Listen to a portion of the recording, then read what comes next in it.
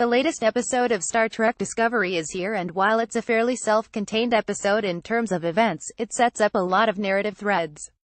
From Vulcan racism to hints about the mirror universe, it's a show that makes up for its insular narrative by sowing plenty of interesting and dangerous seeds for the future. There's also, as in previous episodes, a few canon-bothering discrepancies with both tech and timelines that might never be answered satisfactorily. It's a good episode, though, building both tension and backstory without necessarily or needing to advance the larger plot in any major way. So, what does it all mean? Here's the 10 questions with spoilers I have after watching episode 6 Lethe. Want to read our full episode review? Okay. 1. What the hell does lethe mean? As with previous episodes, episode 6's title has a telling meaning relevant to clarifying the events within. In this case, lethe was a river in Hades where drinking the water made you forget the past. It's also a byword for forgetful oblivion and clearly a reference to Sarek's shameful secret that he tries to hide from Michael, that, forced to choose between letting her or Spock into the Vulcan Science Academy, he chose against her. Read more from Harry Mudd to the Mirror Universe. Here's every Easter egg hidden in Star Trek Discovery so far too. How messed up and racist is Vulcan society exactly? You are one of them. A fanatic, says Sarek just before his co-pilot explodes as a living bomb attempting to end Vulcan involvement with the Federation. It sets up episode 6 but also makes it clear that it's not all logic and cupcakes in Vulcanland. There's a heavily racist underbelly of radicals that see humans as inferior, and Sarek's interest with their Federation is a damaging obsession. Later, we discover both his children, the adopted human Michael, and the half-human Vulcan Spock, are seen as aberrations to Vulcan purity. So much so, that it's revealed in this episode that the bombing which nearly killed Michael as a child was their work. Even at an otherwise civilized level, we see Sarek forced to choose which of his children will enter the Vulcan Expeditionary Group, because the idea of two non-Vulcans succeeding at being Vulcan is apparently far too abhorrent. For a race espousing logic above all else, they get pretty upset by immigrants going over there and taking their Science Academy jobs. Read more. Star Trek Discovery is still Star Trek. It's just swapped idealism for realism, because that's what we need right now. 3. What is the Vulcan Expeditionary Group? The Vulcan Expeditionary Group appears to be a significant part of the Vulcan Science Academy, but it's not been mentioned before other than within Discovery itself.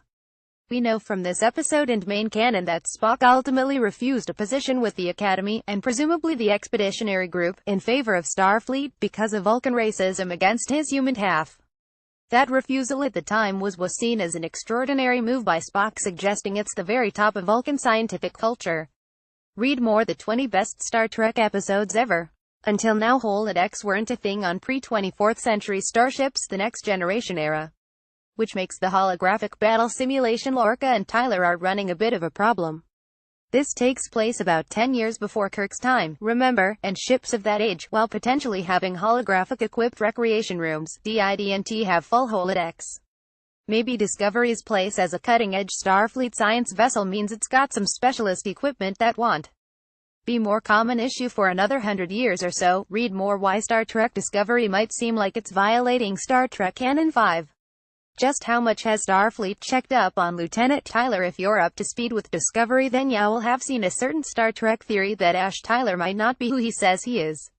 The theory seems to be put in the spotlight almost immediately here, with Lorca calling out inaccuracies to Ash, claiming Seattle as his hometown. Later, even Vice Admiral Cornwell expresses doubt about him as Lorca prepares to make him Chief of Security.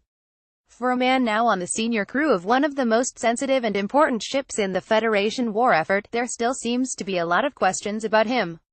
Read more. The amazing Star Trek Discovery theory that places a lethal spy amongst the crew.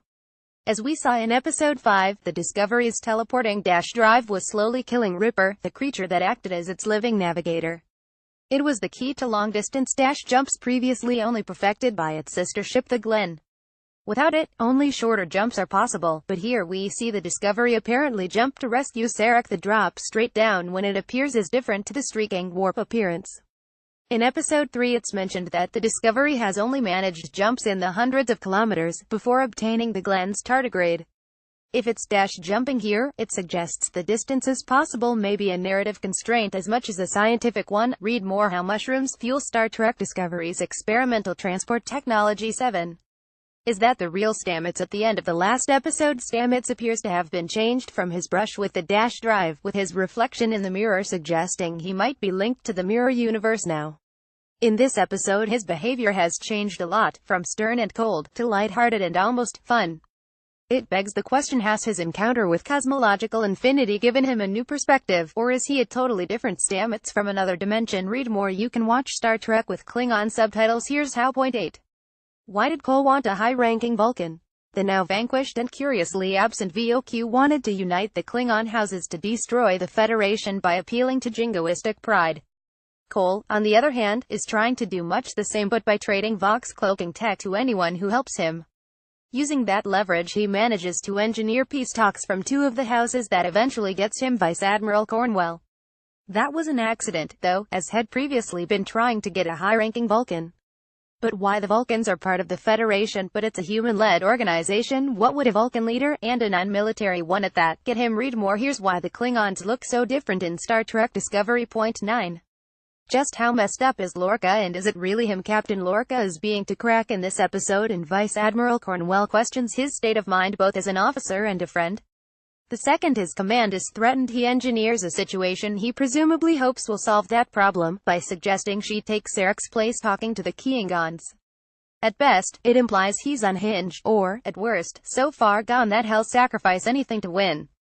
However, one lingering shot of his reflection in a window opens up another possibility that this is a mirror universe. Lorca. In the original series, the mirror universe was discovered when a violent ion storm caused the Enterprise to beam over alternate evil versions of the crew.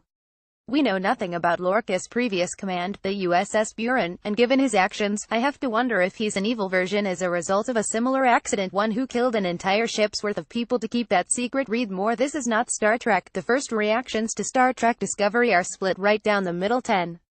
Will we ever see Spock? It's only a name check, but we finally have Spock mentioned by name in Discovery. It's unlikely we'll see him in any major capacity, but this episode sets up Sarek's non-Vulcan children as a major thorn in the side of Vulcan society, so both have a part to play. Given Sarek's predominance in Michael's life, the appearance of her foster mother Amanda, and the need to flesh out Michael's backstory, it's possible that we might get a glimpse of a certain set of pointy ears at some point. Read more. Star Trek Discovery casts a major flashback role, so expect more blasts from the past.